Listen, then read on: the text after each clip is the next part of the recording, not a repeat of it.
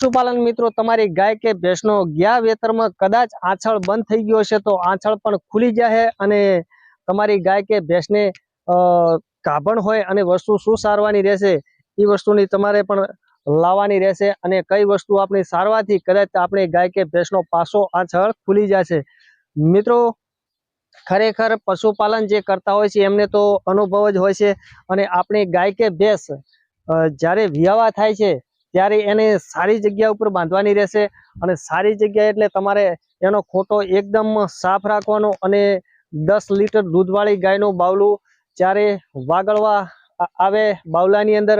અને ત્યારે આપણી ગાય કે ભેંસ ખોટો બહુ જમીન આકરી હોય ત્યારે ગાય બેહે છે ત્યારે એક બાજુ પાળી મારે છે। ક્યારેક તમને સાંભળ્યું છે કે તમે વેપારી આવે ને ત્યારે એમ કે ભાઈ આ તો પાળી મારે છે અને બાવલું બરાબર સરખું નથી, કારણ કે એ ગાયને એક બાજુ બેઠક રાખે છે એટલે એનું બાવલું પણ દબાઈ જાય છે અને એને લીધે ક્યારેક ક્યારેક આપણી ગાય કે ભેંસનો આંછળ બંધ થવાની સંભાવના રહે છે। એટલે પશુપાલન મિત્રો ખાસ એ પણ કાળજી રાખવાની અને આપણે વાત કરતા હતા એટલે પૂરા આપણે વાત ઉપર સીધી લીટી ઉપર જ આવી જાય, કારણ કે વિડીયો થોડોક લાંબો થઈ જાય અને તમને પણ માહિતી મળી જાય। પશુપાલન મિત્રો આપણે ગાયને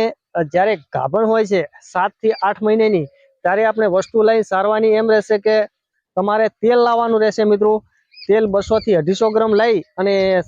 7-8 મહિનાની ગાભણ હોય ત્યારે તમારે ખોળની અંદર તેલ લાવવાનું રહેશે પશુપાલન મિત્રો તલનું, અને તલનું તેલ લઈ અને એને તમે સારી દેજો એટલે તમારી ગાયનું બાવલું પણ સારું બની જાય અને તમારી ગાયનો આંચળ પણ ચાલુ થઈ જાય કમ્પ્લીટલી। અને અમારો વિડીયો ગમો હોય તો પશુપાલન મિત્રો વિડીયોને લાઈક કરવાનું ન ભૂલતા। જય જવાન જય કિસાન।